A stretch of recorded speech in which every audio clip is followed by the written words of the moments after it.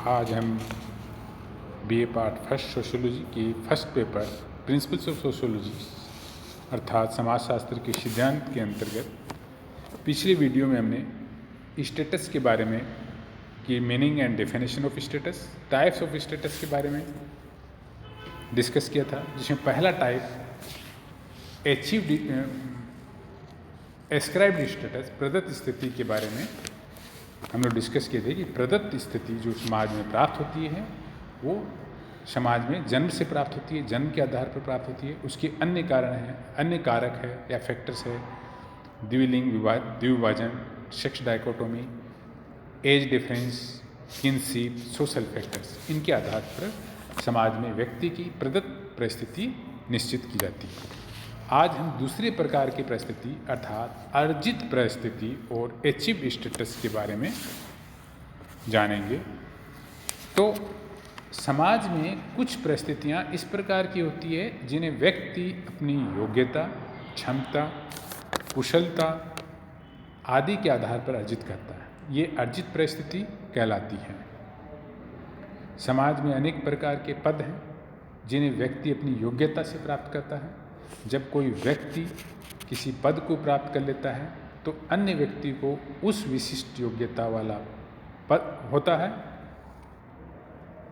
उस पद के लिए प्रयास करता है। इस प्रकार इन व्यक्तियों में प्रतिस्पर्धा कंपटीशन होती है। इस विशेषता के आधार पर हॉर्टन एंड हंट का कहना है कि एक सामाजिक पद जिससे व्यक्ति अपनी इच्छा एवं प्रतिस्पर्धा से प्राप्त करता है अर्जित परिस्थिति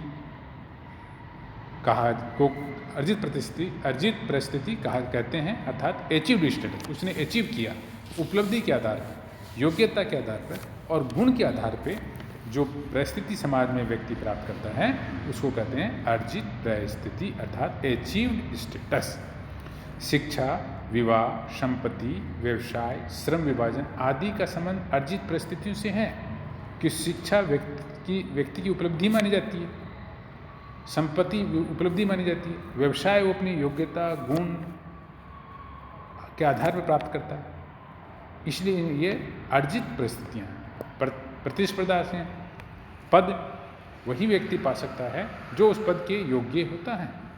आधुनिक समय में अर्जित परिस्थितियाँ को अधिक महत्व दिया जाता है। आज के इस मॉडर्न युग में और ग्लोबलाइजेशन युग में और पोस्ट मॉडर्न युग, उत्तर आधुनिक युग में अचीव्ड स्टेटस को ज़्यादा मान्यता दी जाती है समाज में, क्योंकि आज के युग में जन्म की तुलना में व्यक्ति के गुणों का अधिक महत्व माना जाता है। इस प्रकार अर्जित परिस्थिति को व्यक्ति अपने प्रयास, परिश्रम, पराक्रम, योग्यता और बौद्धिक क्षमता के आधार पर प्राप्त करता है। एक निम्न वर्ग का व्यक्ति भी परिश्रम व योग्यता से वकील, डॉक्टर, इंजीनियर आदि बन जाता है और उच्च वर्ग में आ सकता है। इस प्रकार उच्च वर्ग की सदस्यता उसकी नवीन अर्जित परिस्थिति होगी। जिन समाजों में सामाजिक परिवर्तन तेज गति से हो रहे हैं वहाँ अर्जित परिस्थिति का महत्व बढ़ रहा है, क्योंकि सामाजिक परिवर्तन के परिणाम स्वरूप अनेक परिस्थितियाँ उत्पन्न हो रही है जिनमें योग्यता को महत्व दिया जा रहा है। डिटर्मिनेंट्स ऑफ अचीव्ड स्टेटस, अर्जित परिस्थिति के निर्धारक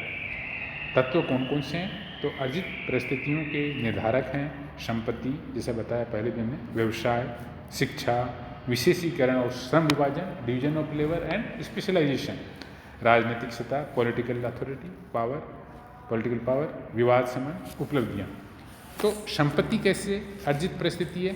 संपत्ति द्वारा व्यक्ति अर्जित परिस्थिति को प्राप्त कर सकता है, क्योंकि इसके द्वारा उच्च स्थितियों से संबद्ध समस्त सुविधाएं प्राप्त की जा सकती है। संपत्ति उच्च परिस्थिति का आधार तो है, लेकिन वह तभी व्यक्ति के लिए सम्माननीय हो सकती है जब उसे वैध तरीकों से अर्जित किया गया हो। संपत्ति का अधिकार व्यक्ति को उच्च परिस्थिति प्रदान कर सकता है। दूसरा निर्धारक तत्व है या कारक है व्यवसाय, ऑक्यूपेशन। व्यवसाय भी अर्जित परिस्थिति का प्रमुख आधार है। उच्च व्यवसाय जैसे प्रशासनिक पद, कलेक्टर, एसपी इत्यादि, डॉक्टर, इंजीनियर आदि को उच्च परिस्थिति तथा मजदूर, धोबी, नाई आदि को निम्न परिस्थिति लोअर स्टेटस प्राप्त होता है। अतः व्यवसाय सामाजिक परिस्थिति का निर्धारक है। नेक्स्ट है शिक्षा, एडुकेशन। शिक्षित व्यक्ति उच्च परिस्थिति प्राप्त करता है, अशिक्षित व्यक्ति सामाजिक दृष्टि से निम्न परिस्थिति को प्राप्त करता है। जैसे कृषक की तुलना में प्राध्यापक का पद या इंजीनियर का पद या डॉक्टर का पद उच्च माना जाता है। विशेषीकरण और श्रम विभाजन, specialisation and division of labour, किसी विशेष योग्यता वाले व्यक्ति को अपनी योग्यता का प्रदर्शन करने का अवसर श्रम विभाजन प्रदान करता है, क्योंकि इससे व्यक्ति उच्च परिस्थिति प्राप्त कर सकता है। उच्च जीवन स्तर व्यक्ति को समाजीकरण की शिक्षा प्रदान करता है, क्योंकि विशेषीकरण से व्यक्ति अधिक कुशल स्थितियों को प्राप्त करने योग्य बन जाता है। इस प्रकार विशेषीकरण भी अर्जित परिस्थिति के निर्धारक कारक हैं। नेक्स्ट है पॉलिटिकल अथॉरिटी, राजनीतिक सत्ता। शासक और शासित का भेद राजनीतिक सत्ता के आधार पर ही किया जाता है। सामान्य जन की तुलना में अधिकार प्राप्त व्यक्ति की स्टेटस या परिस्थितियाँ नेचुरली हाई होती है, उच्च होती है। नेक्स्ट है विवाह संबंध, मैरिज रिलेशन। वैवाहिक संबंध भी व्यक्ति को अनेक परिस्थितियाँ प्रदान करता है, जैसे पति पत्नी, माता पिता, जीजा जीजी, जीजी जीजा, वधू भाभी आदि अनेक इनसे प्राप्त होती है। विवाह से अनेक परिस्थितियाँ प्राप्त होती है, जो भी हमने बताया। और नेक्स्ट 7 इसका कारक है उपलब्धियाँ, अचीवमेंट। कुछ अर्जित परिस्थितियाँ इस प्रकार की होती है जिन्हें केवल परिश्रम द्वारा ही प्राप्त किया जा सकता है। अच्छे खिलाड़ी, आविष्कारकर्ता, साहित्यकार, संगीतकार आदि प्रयास से ही बन सकते हैं।